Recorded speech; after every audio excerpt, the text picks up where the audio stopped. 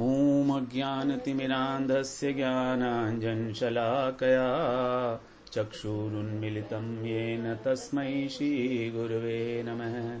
वाञ्छाकल्पतरुभ्यश्च कृपा सिन्धुभ्यैव च पतितानां पावनेभ्यो वैष्णवेभ्यो नमो नमः।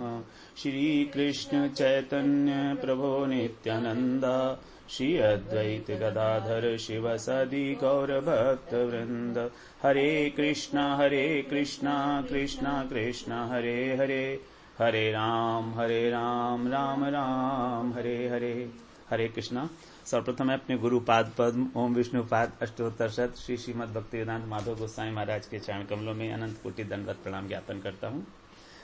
हम लोग श्रीमद भागवत पुराण का 10वें स्कंध का 14वां 15वां श्लोक, जिसमें कृष्ण की वेणु से जो देवता लोग हैं ब्रह्मा शिव इत्यादि है ना, और वैकुंठ तक चली जाती है उनकी ध्वनि, तो उसको श्रवण कर रहे हैं।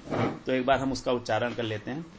विविध गोप चरणेषु विदग्धो वेणुवाद्योरुधा निज शिक्षा तव सुतः सती यदाधर बिंबे दत्त वेणु अनयत स्वर जाति सवनशस्तदुपधार्य सुरेशा शक्र शर्व परमेष्ठि पुरोगा कवय आनत कंधर चित्ता कश्मलम ययु अनिश्चित तत्वा।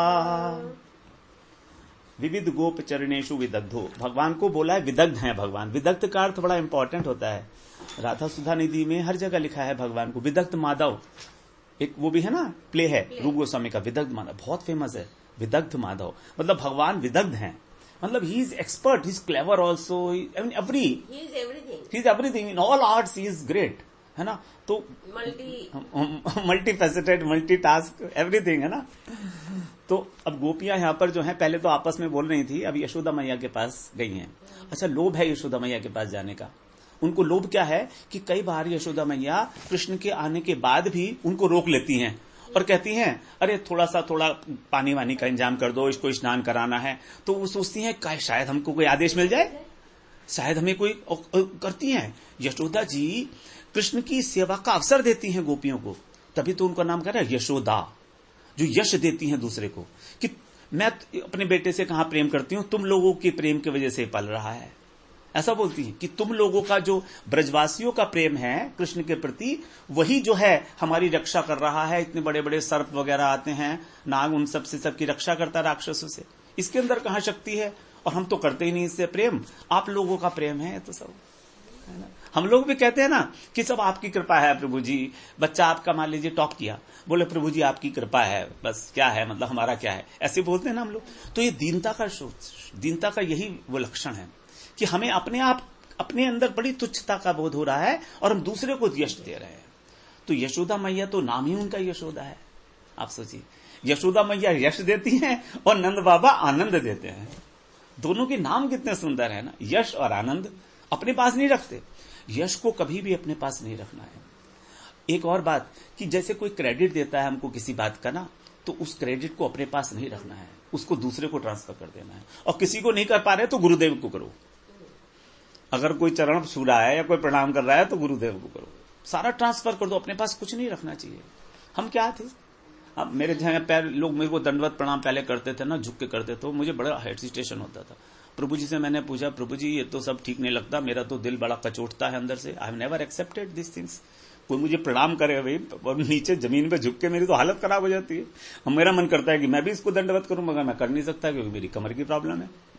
तो प्रभु जी कह रहे भाई देखो ऐसा है कि तुम उसको प्रणाम को लेते क्यों हो, तुम्हें थोड़ा ना कर रहा है वो। तुम सोच रहे हो तुम्हें प्रणाम कर रहा है वो, तुम्हें नहीं कर रहा। अभी आ जाओ तुम पैंट पहन के, अभी आ जाओ तुम पैंट पहन के और घूमने लगो लोगों के साथ, तो कोई प्रणाम करेगा। तुम्हारी पर्टिकुलर ड्रेस, तुम्हारे हाथ की माला, तुम्हारा तिलक, तुमने जो गुरुजी का अनुगत्य किया है, इसको प्रणाम कर रहा है वो, ये समझ लेना। तो कभी तुम्हें नहीं कर रहा। तुम तो पहले भी थे, 3 साल पहले तुम्हें कोई बात करता था, प्रणाम तो छोड़ो गाली देते थे। तो ये देखिए, ये मतलब हम लोगों को यश नहीं रखना है माता जी। ये सबसे बड़ी कमजोरी है हमारी कि हम उसको अपने आप अपना सामर्थ्य समझ लेते हैं। हाँ, कि आई एम ग्रेट, मैं इतना लर्नेड हो गया, मैं इतना समझदार हो गया, है ना। ये तो गुरुजी ने कर दिया तो कर दिया भाई, वरना हम कहां पड़े हुए थे। तो यशोदा मैया है। तो विविध गोप चरणेशु, चरण का मतलब यहां पर है भगवान की जो लीलाएं हैं, है ना। इतनी सारी लीलाएं होती हैं सुबह से। चरण मतलब हिज प्लेज, है ना, हिज एक्टिविटीज, कल भी बात की थी हमने। हाँ हाँ, नहीं फीट नहीं है यहाँ पर चरण का मतलब, चरणेशु। तो विविध गोप चरणेशु मतलब गोप लोगों की जो एक्टिविटीज हैं, जैसे सुबह सुबह उठकर गाय को जगाना, उसकी सेवा करना, नहलाना, उसको वन में ले जाना, उसको पानी पिलाना, वहां पर चराना उसको, है ना, फिर सबको इकट्ठा करके घर में लाना, फिर सेवा करना, दूध निकालना, ये सब चरणेशु में है। तो भगवान आपका जो कृष्ण है इन सब में बहुत एक्सपर्ट है। मैया खुश हो जाती है, मैया को चढ़ा रहे हैं और मैया भी चाहती हैं कि उनको धैर्य, क्योंकि मैया का मन भी बहुत खराब हो गया है, शाम तक आया नहीं है अभी तक लौट के, पता नहीं धूप हो रही है, क्या हो रहा होगा। उन्हें क्या पता, उसने मेघ बुला लिए वहां पर अपनी सखा बुला लिए, है ना। तो मैया जो है खिन्न हो रही है। तो जब उनसे कोई बात करता है बच्चे की तो अच्छा लगता है। जब छोटा बच्चा होता है किसी के घर जाओ ना, तो माता जी सारी बातें उसी की बातें होती हैं। आप किसी के घर जाइए, उसके यहाँ कोई छोटा बच्चा हुआ है, उसके बेटे का पोता वोता हुआ है ना, सारे दिन वो 2 घंटे बैठेंगे ना, उसी की चर्चा करते रहेगा।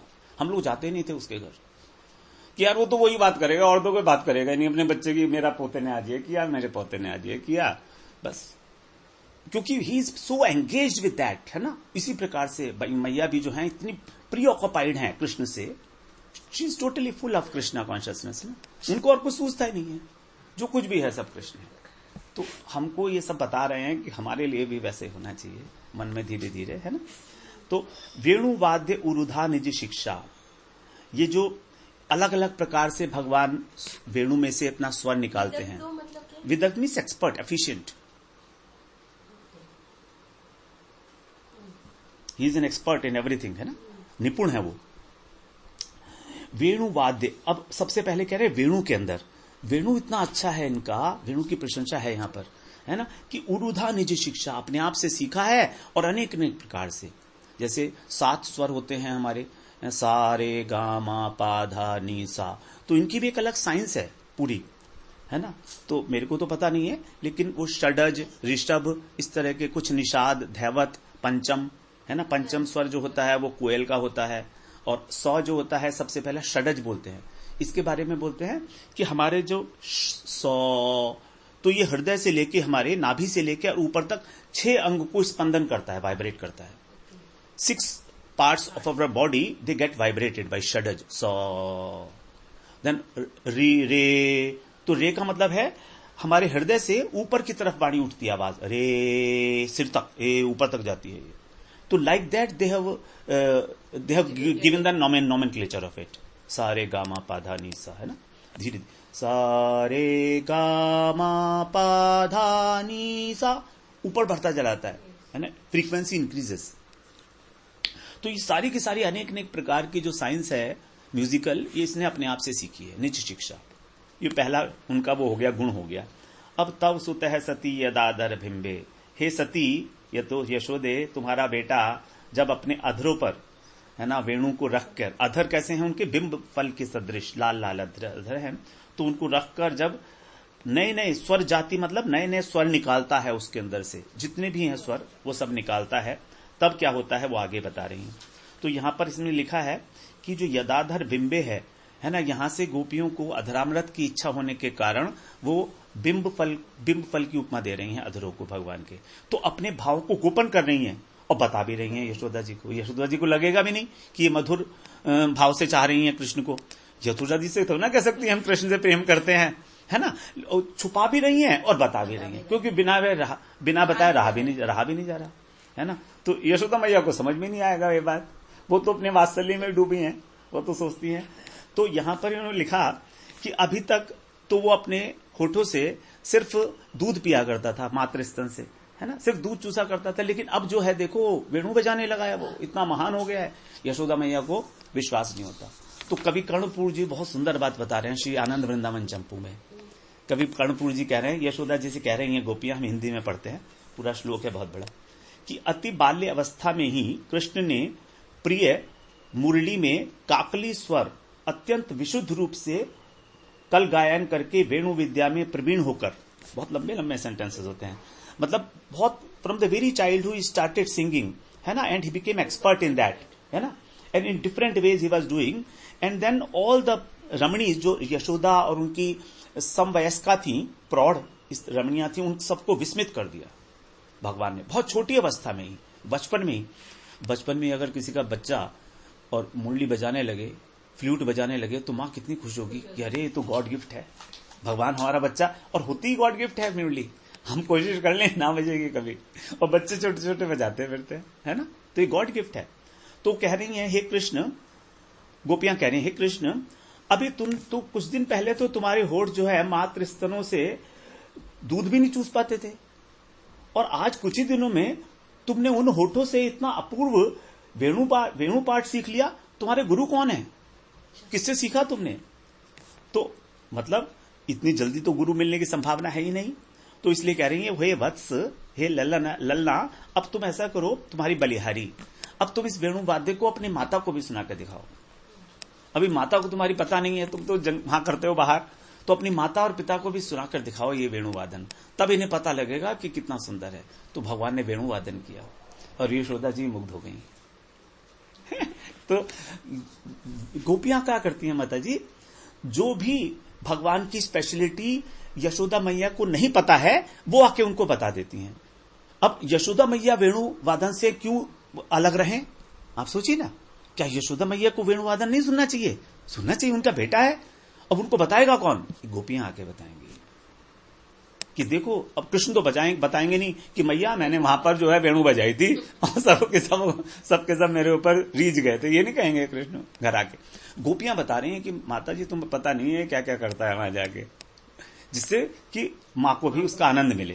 तो हरेक का, ब्रज में हरेक का ये पर्पज है कि हम आनंद ना लें, दूसरे को आनंद मिले, सबको मिलना चाहिए, है ना।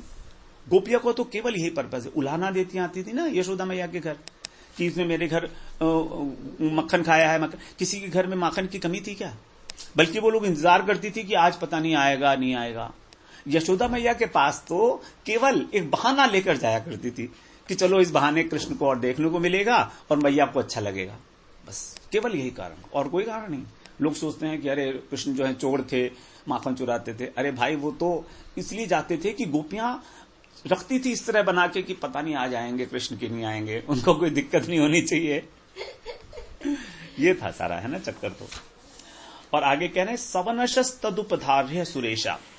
तो सुरेशा जो है ना, सुरेशा पद से यहां पर इंद्र आ जाते हैं, है ना, जो देवताओं के राजा हैं। देवताओं के राजा कौन? सुरेश हैं, इंद्र हैं। तो यहां इंद्र से सब लोग आ जाते हैं, मतलब आगे के जो बताए ना उन्होंने।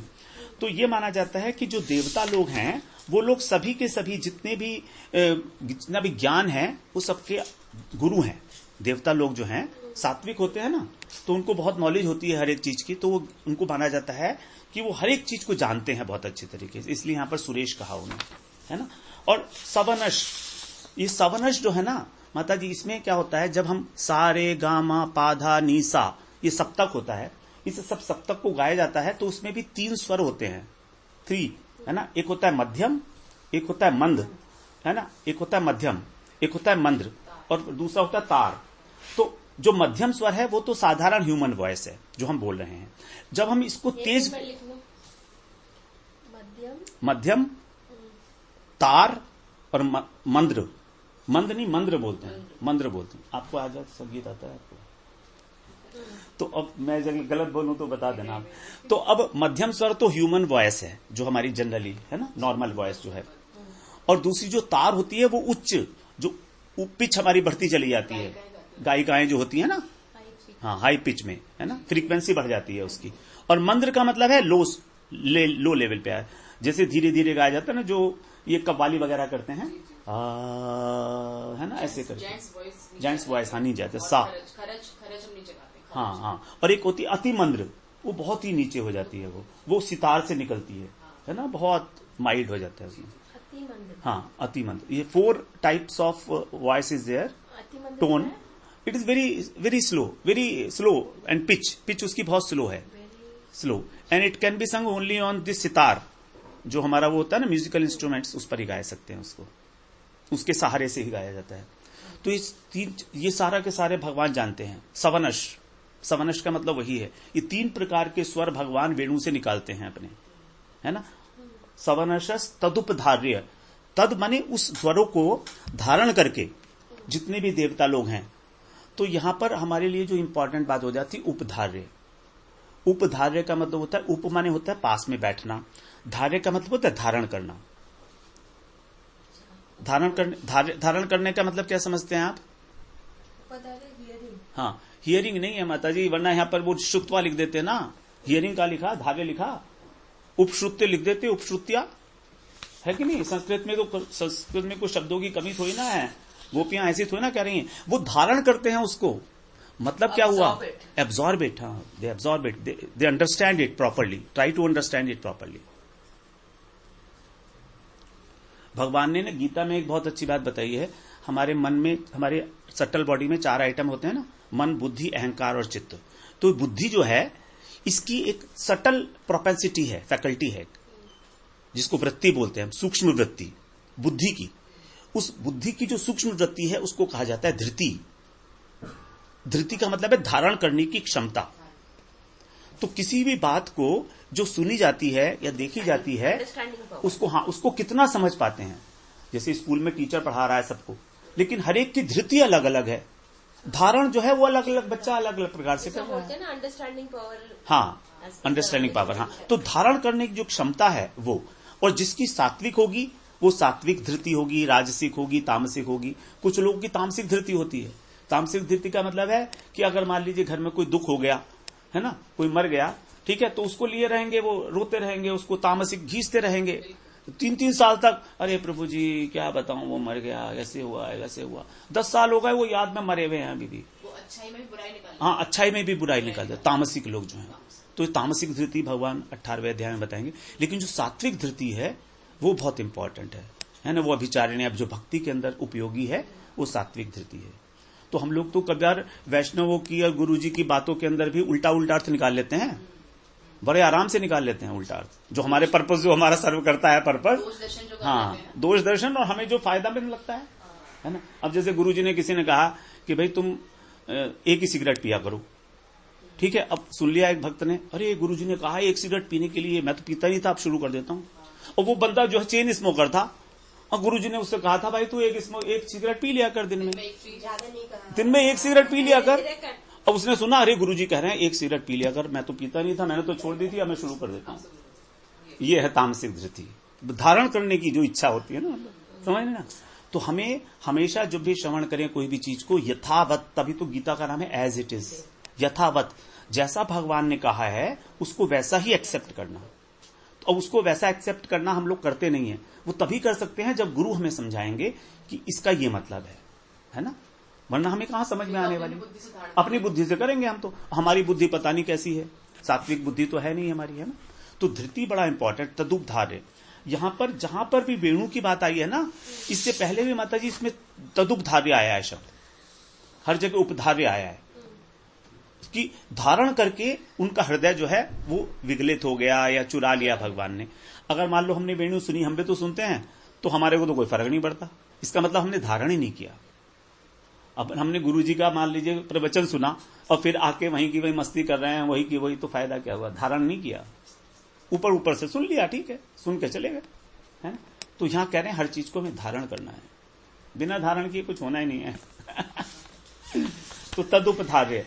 फिर सुरेशा, शक्र, शव, परमेष्ठी, पुरोगा, हम लोग बात कर चुके थे, इंद्र की तो बात कर लिए थे, है ना। शक्र बोलते हैं इज ऑल पावरफुल, कई सारे नाम हैं इंद्र के, हैं, सहस्त्राक्ष भी है, उसके साथ 1000 आंखें हैं शरीर पर, पता है आपको। हाँ। श्राप मिला था ना उसको। तो फिर शर्व, मतलब शर्व जो है ये उनका नाम है, किसका नाम है, शिव जी का नाम है, ब्रह्मा जी ने दिया था। ब्रह्मा जी से जब पूछा था इन्होंने, ललाट से पैदा हुए रुद्र, तो इन्होंने कहा मैं कहां रहूंगा और मेरे नाम क्या हैं, तो उन्होंने 7 स्थान बताए, जितने स्थान बताए 8 स्थान बताए थे इनको रहने के लिए, और उनके नाम दिए थे, तो उसमें शर्व भी एक नाम है। परमेष्ठी, पुरोगा है, परमेष्ठी का मतलब ब्रह्मा जी। तो ब्रह्मा जी भी अलग अलग बदलते रहते हैं, अभी जो ब्रह्मा चल रहे हैं उनका नाम है शतानंद, है ना, और इंद्र जो चल रहा है उसका नाम है पुरंदर। हाँ, और सबसे पहले एक ब्रह्मा जी थे, उनका नाम था विरंची, विरंची भी ब्रह्मा जी को कहा जाता ना, विरंची, तो उनका नाम विरंची था। और परमेष्ठी नाम के ब्रह्मा भी हुए हैं। इसीलिए जब ब्रह्मा की बात होती है तो जो परमेष्ठी नाम के ब्रह्मा है उनको भी यहां पर ब्रह्मा ही बोल दिया जाता है। आप समझ रहे हैं बात को?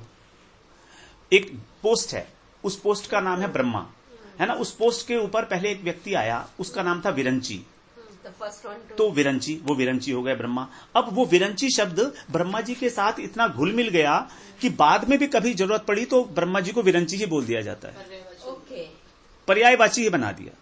कुछ शब्दों को इस प्रकार से शास्त्रों में बनाया गया है। इसी तरह से परमेष्ठी भी, परमेष्ठी नाम के भी कोई ब्रह्मा थे, अब वो भी उनको इस तरह से बना दिया गया, ठीक है ना। जैसे परमेष्ठी पद, हाँ परमेष्ठी पद, हाँ हाँ हाँ, ब्रह्मा का पद, लेकिन परमेष्ठी नाम के कोई ब्रह्मा भी थे, है ना। इस प्रकार से कभी कभी बना लिया जाता है किसी किसी शब्द को जो रेलेवेंट होता है, मीनिंगफुल होता है।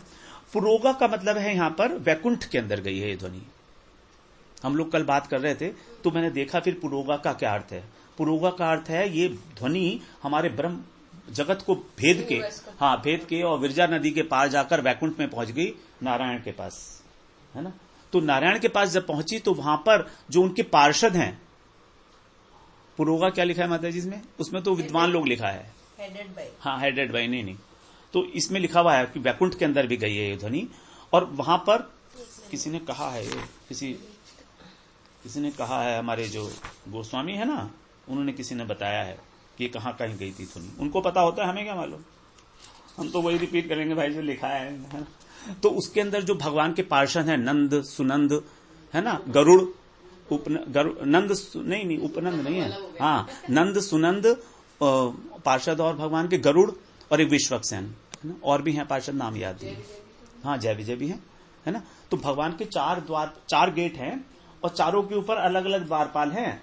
और नंद जय विजय जो है एक द्वारपाल का, एक जगह का नाम दिशा पर। 7 गेट है ना, 4 गेट हैं, 7 गेट, नहीं वो तो एक ही गेट के साथ हैं, हाँ नॉर्थ ईस्ट वेस्ट साउथ, इस तरह से नॉर्थ वेस्ट, वो वेस्ट ईस्ट और नॉर्थ साउथ के अंदर 4 गेट हैं वैकुंठ के। उन चारों तरफ जो हैं अलग अलग 2-2 लोग खड़े हुए हैं।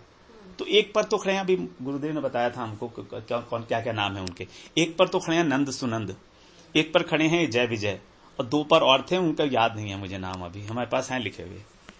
तो जो गेट थे ना, वो जो 7 गेट थे, वो तो जिस पर जय विजय खड़े थे उसी के अंदर 7 स्टेप से, तो 6 पार कर गए थे, 7वें पर रोक लिया था उन्होंने।